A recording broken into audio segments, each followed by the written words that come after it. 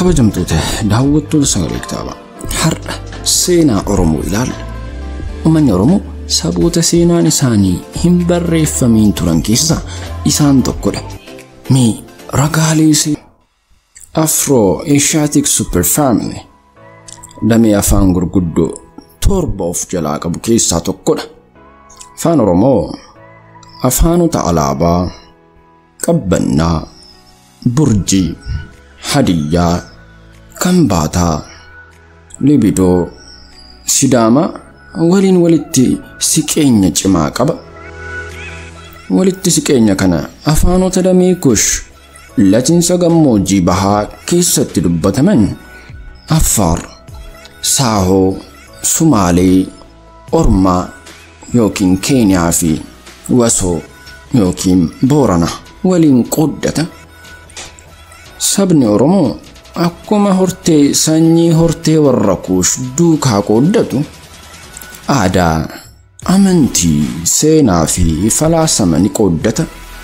Kitaaba Greater Ethiopian jedhu irratti barreessaan Donald N. Levin akka jedhutti sirni gadaa sirna bulchiinsa cimaa durii kan sammuu namaatiin kalaqame ta'uu erga ibseen booda bulchiinsi akkasiisi dhuma afaanii hedduu hojii moloksee abbaa baahiree akka seenaa dhugaatti yeroo haroon Aswaan qotamu argamanii fi Sudaan keessattis kanneen qotamanii bahani tokko akaawwan yookiin fakkii namaatiin yeroo sana tolfaman siidaawwan akkuma abbaa gadaa Oromoo har'aa adda isaaniirraa kallacha qabu. Akaawwanii bifa namaatiin bocaman Sudaan abbaa gadaa Oromoo har'aa keessatti kan qo'annaan argame. Lammaffaani siidaan faayaa fi uffanni aadaa Sudaan kaabaa keessatti qonnaan argame. Faayaa fi uffata aadaa dubartoota Oromoo Baalee har'aa kan guftaa mataatti keeyyatanii ayyaanota adda addaa irratti argaman wajjin wal fakkaata. Siidaa Sudaan kaabaa keessatti arkeoloojiin argame uffata aadaa dubartoota Baalee yeroo ammaa wajjin wal fakkaata. Sadaffaa meeshaa Oromoon yeroo ammaa mana keessatti fayyadamaa jiru. Meeshaa manaa yeroo durii Meeroo'ee keessatti itti fayyadamaa turan waliin daran wal fakkaata. Meeshaaleen kunniin kanneen kaaba Sudaan keessatti qo'annaan argaman yoo ta'u, suphee irraa kan tolfaman ta'ee bocaa fi faaya kan ofirraa qabanidha. Isaanis xuggee yeroo ammaa mi'eessituu keessa keeyyatan okkotee yookiin gamboo bishaan yookiin farsoo itti naqatanii kan yeroo ammaa baadiyyaa Oromiyaa keessatti ittoo itti tolfatan faaya. Afraffaani gaanfa horii awwaala Kush durii keessatti argame. Dur Meeroo'eetti mootiin yoo du'u meeshaa manaa kan inni fayyadamaa ture dabalatee loon illee akka waliin awwaalanii ragaan seenaa ni ibsa. Awwaala kana keessa saawwan gaafni isaanii gurguddaa fi bootee ta'an kanneen qonnaan arkeoloojiin argate. Saawwan yeroo ammaa warri Kush kan holqa Naayil yookiin baha Sudaan jiraataa turan saawwan Oromoon yeroo ammaa horsiisaa jiru wajjin wal fakkaachuu isaati.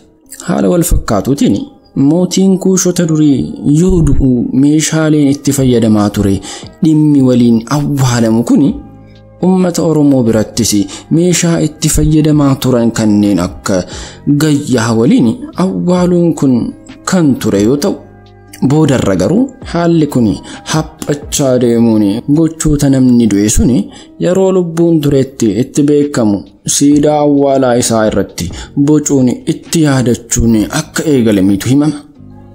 Ragaa kana nuuf mirkaneessuu naannoo Shawaa bahaatti siidaalee awwaalaa irratti bocamanii argaman eeruun ni danda'ama. Loon ankoolee kanneen yeroo ammaati. Loon karrayyuu yeroo ammaa jiran. Shanaffaa ragaan biraan dhakaa Naamoraa Tungaa lammaffaa biyya keenya naannoo Haroo Turkanitti argamedha. Qorattoonni dhagaa kana argatanii Roobinii fi Sofer akka ibsanitti dhakaawwan kun dhaha yookiin kaalaandarii Booranaa hojii irra oolchuu fi dhaabamanii jedhu. bifa wal fakkaatuutiinis akaawwan kana fakkaatan naannoo Meeroo'etti kan argamuu fi walitti dhufeenya uummata Kuush kan naannoo Meeroo'ee turee fi uummata Oromoo Booranaa ragaa waliiti. Egaa daawwattoota keenya sagalee kitaabaa ragaawwan armaan oliitti kaasni keessaa wanti hubachuun nu barbaachisu tokkoffaan hundee saba Kuushii fi Oromoo kaaba baha Afrikaa Misiraa fi Sudaan ammaa irraa kaasee akka ta'edha. Lammaffaan yeroo bulchiinsa bara Karamaa Naappaataatii hanga Meeroo'eetti sochiin uummata Kuushii fi Oromoo gara kibbaatti akka ta'e. Sadaffaan qaroomin aadaa fi afaan uummata Misirii fi Kuushii akkasumas immoo Afrikaa bahaa kan walirraa dhaalamaa dhufee fi kan yeroo ammaa Oromoo fi Kuushota kan biroo biratti bal'inaan argamudha. Sababa mootiin Aksum Izaanaan Meeroo'ee barbadeesseen uummanni Kuush kallattii lamaan socho'uuf dirqameera. Kallattiin inni duraa sulula laga Naayil adii Waayit Naayil qabatanii adeemuun hanga Ugaandaa yoo gahan, kallattii lammaffaan immoo sulula laga Naayil gurraacha Mormor Blue Nile qabatanii bal'atanidha.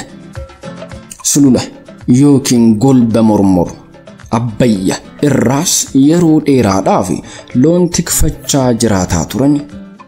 Waldiddaa Kuushii fi seemota Eeshiyaa irraan dhufan gidduutti lola cimaa yeroo dheeraadhaaf taasifamaa tureen Kuushota gama kaabarraa gara kibbaatti dhiibuun akka sulula Mormor Abbayya gadi lakkisanii dirqisiise.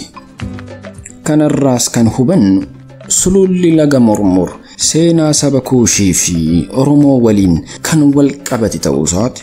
Haala kanaan golba laga Mormor irraa kan gadi gara kibbaatti siqaa dhufan uummanni Oromoo kallattii garagaraattii fi hanga madda walaabuutti gadi dhiibaman jedhama. Afaan isaas afaanota saba Kuush wajjin akka walitti hidhannoo qabuu fi seenaa uummatichaan hundeen isaa Oromoon tokko ta'uu isaa walitti qabuun kan ifa gochuu fi yaaluudhaan. Seenaa Itoophiyaa keessatti mootonni durii qabanii biyya bulchaa turan Oromoo fi kan Oromoo irraa dhalatan akka ta'anii fi sabni mootiin irraa dhalatan kun walakkeessaan aadaan isaanii Oromoo irraa akka madde kan ifa godhu yoo ta'u, kan biraa hojiin kun guddinaa fi babal'ina afaan Oromoo seenaa bal'ina dubbattoota afaan kanaa hagam akka bal'aa ta'e kan ibsudha. Gama biraan hirmaannaa fi gahee Oromoon Itoophiyaa ammayyaa ijaaruu keessatti qabu haga tokko kan ifa gochuuf yaaludha. Kabajamtoota daawwattoota sagalee kitaabaa seenaa Oromoo har'a isiniif qabannee dhiyaan asuma irratti xumurra. Qophiilee keenya kan biroo wajjin hanga walitti deebinutti nagaan nuuf turaa isiniin jenna. Horaa bulaa isin jaalanna.